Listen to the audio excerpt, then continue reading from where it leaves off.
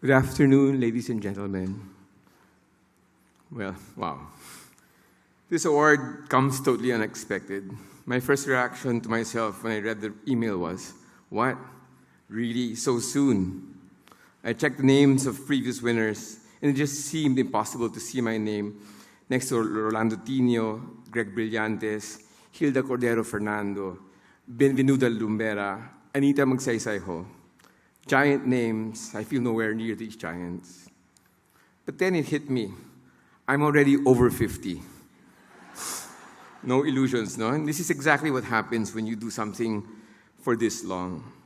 Malcolm Gladwell, in his book Outliers, clocked excellence after 10,000 hours of doing something repeatedly with passion.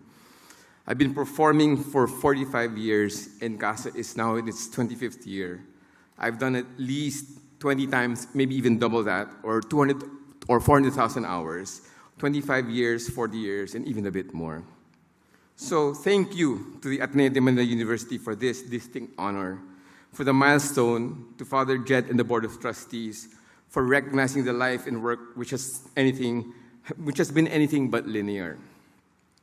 To my co-awardees, I'm humbled to be part of this year's esteemed roster, to share this stage and hear your stories. You will always be fine examples of leadership and excellence.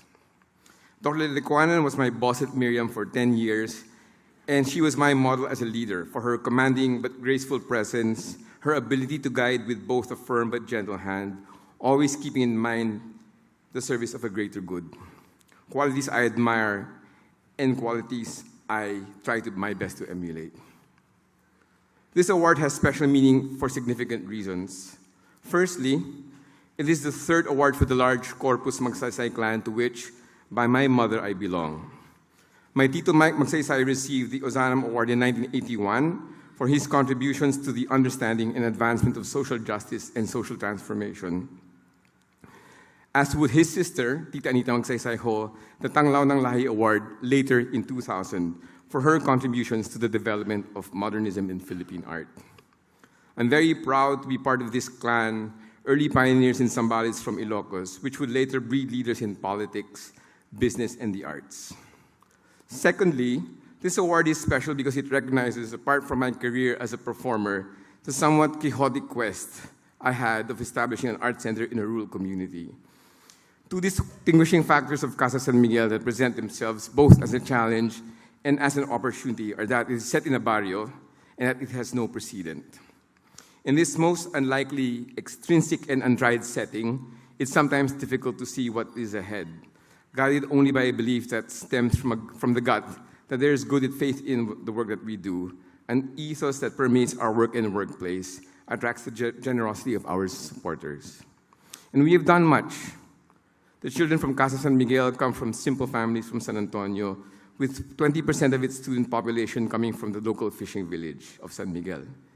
Since its inception in 1996, the program has produced dozens of young musicians who have gone on to forge careers in the music field, pursuing degrees in leading conservatories and colleges such as the University of Santo Tomas Conservatory of Music, the UP College of Music, Saint Scholastica's College of Music, and Santa Isabel College of Music, as well as participating in local and international seminars, workshops, tours, and competitions. The Pundakan Virtuosi has been heard all over the Philippines, as well as in China, Indonesia, France, and most recently, India. Just last week, we had two students who returned from a world tour as members of the Asian Youth Orchestra, an elite group of musicians chosen from all over Asia. Another reason, the third reason, was because of my father. This is special because of him. My father, was as blue as any Antillean could get. He loved this institution to his dying day. Grateful to the fraternal community of priests who took him in as a young budding genius from Talakag, Bukidnon, rewarding him with a scholarship after rescuing two Jesuits held captive by the Japanese soldiers during the Second World War. It was here where he fulfilled his dream of becoming a lawyer, a wish he would later pass on to us, expecting we would all become his blue bloods like him, transplanting our family from our grandparents' old house in Malate to a new subdivision right at the back of the campus, just to be that near to the Ateneo.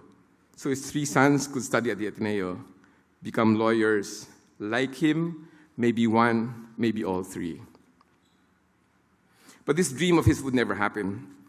He watched each of his sons abandon his dream, first for a piano, followed by a cello, and then by me on the violin. Nonetheless, with a father's blind sense of duty in his heart, he flew each of us to America, where he held my hand while I craned my neck upwards at the blue summer skies through towering skyscrapers, only to look back down and realize he was gone, and my lone adventure would begin at 13. There would always be that distance between the boys and their father, a distance measured in regrets, misgivings, what-ifs, narrowing occasionally for the victories we would earn for ourselves in the music field, but always returning to an even wider distance. This award and recognition certainly would have made him very happy and very proud. Lastly, for a touch of irony, the Ateneo, for better or for worse, did not accept me into its high school. Aray! Although I started at the grade school with honors up until 3rd grade, when music took over our lives, and school seemed more like the extracurricular activity that didn't interest me. There was even a time I skipped school for weeks, not for any wanton mischief, but simply preferring to spend the day around campus watching people and observing nature, until the car would come around in the late afternoon carrying my sleeping, worn-out sisters who attended Maryknoll. My 7th grade teacher gave me the hopeless look as we all prepared for entrance to the high school. We both accepted our joint failures in silence. We also both knew I would be going elsewhere for high school. Well, it's a good thing I got into Juilliard. Knox.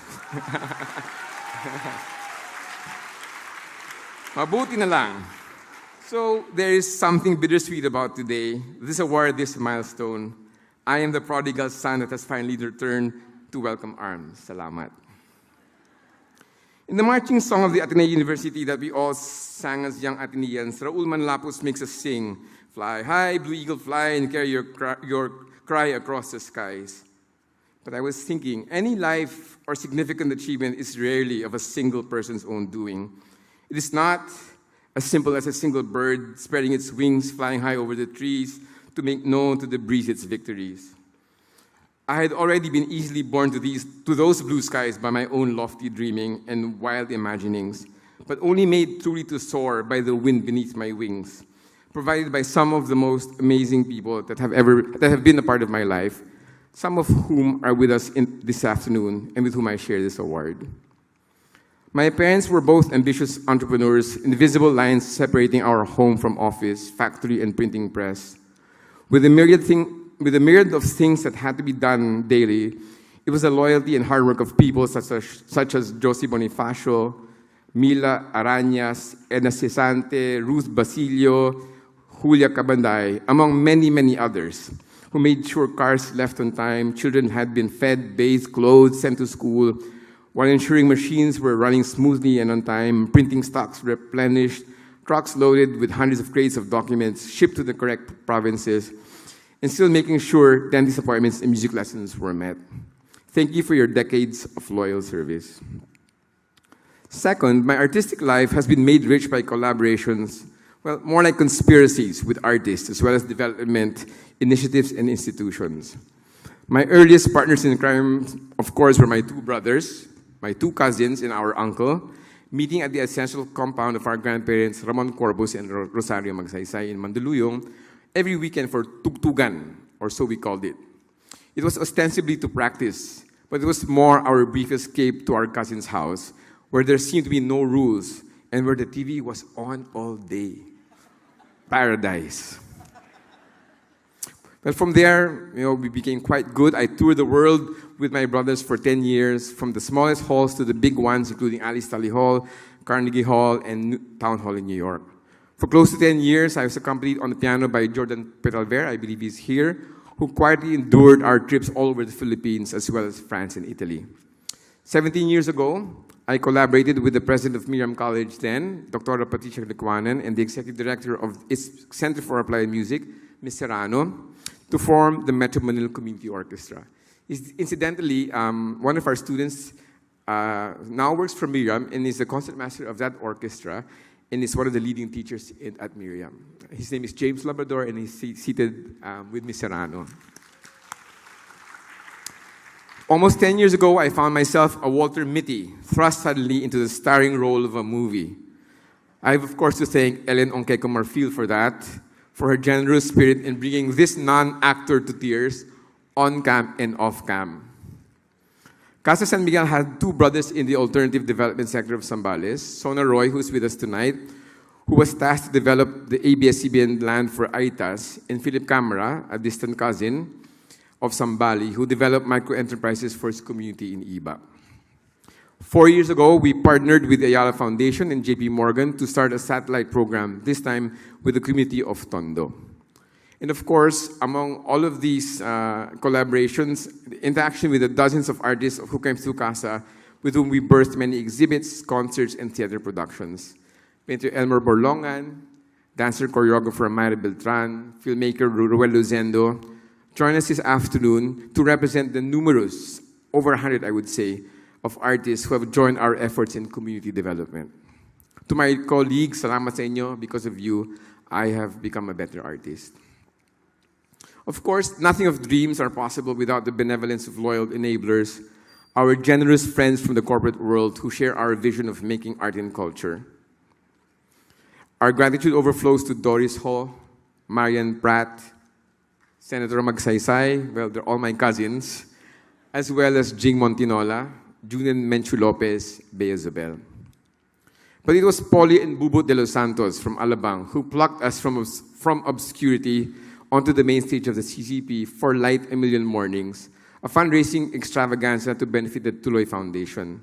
That project put us on the map and opened doors to many opportunities for funding and touring. Soon after, we were performing all over the Philippines, as well as Asia, Europe, and with support from Ambassadors Christine Ortega, Ambassador Vidal Querol, Ambassador Salinas, and his daughter, Chris. Thank you all of my partners, for giving us this opportunity to bring our music outside of Zambales. On the ground, nobody does it better than Team Casa. What began 25 years ago with a 3-person team with Noli Bunak in Manila and Lucy Fabunan and Lorne Manalabi in Zambales has now grown to a 50-person team with a very young operations manager, Armand Domingo, at the helm, our registrar Rowena Lupena leading the education unit, and Taj Hassan Tadeo guiding the visual arts program. Salamat sa inyo. You are what brings Casa forward from one day to the next, one task at a time, dealing with all the details I might usually take for granted. Coming to work is just a joy for me, for your cooperation, your hard work, for not making any outlandish idea seem more absurd than it already is, and often making the unthinkable happen. My family is an amazing bunch of quirks, more absurd, funnier, funner, crazier and stronger than I will ever be, but also more gifted than I am. Our eldest Jed bored us with too many medals, winning competitions practically in his sleep. My brother Chino set the halls of Curtis abuzz and was hailed as the reincarnation of Pablo Casals. My sister Plet, together with my brother-in-law Elmer Borlongan, are the power couple in the art scene today. No one's collection is complete without a work from each. My sister Rika is a writer with a huge following, whose latest book has just been nominated for the National Book Award. And last, and certainly not least, is my sister Non, known for being good in academics, who did fulfill my father's dreams of being a lawyer, but not in being a son. She crochets a mean cardigan and has 3 masterpieces in her children, Yaki, Aviva, David, who, like their cousins Marty and Annie, possess fierce intelligence, a clever wit, peppered with irreverence. There are, of course, my cousins, Tita Marie and her brothers, Joey, a prominent violin teacher outside New York City, Hector Jr., a leader in an orchestra in Spain, Rides, one of the best sound engineers in the country today, and Rolando, a practicing curator in Philippines. So in this big clan of artists, I was actually always selling pusa in the music making, not yet good enough to play the difficult pieces.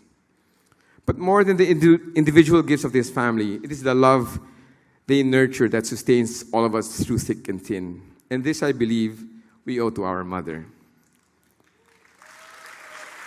My mother, at 84 and still strong, will greet us with a deep, pure love, seemingly having shed all worldly desires for a simple life of prayer, interspersed with near equal devotion to Deborah Carr, Cary Grant, Ingrid Bergman.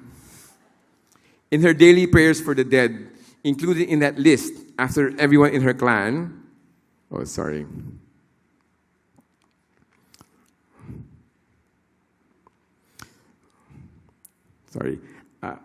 the list from that clan are Schubert, the composer, Brahms, she prays for Brahms, Schumann, and of course, Deborah, Cary, and Ingrid.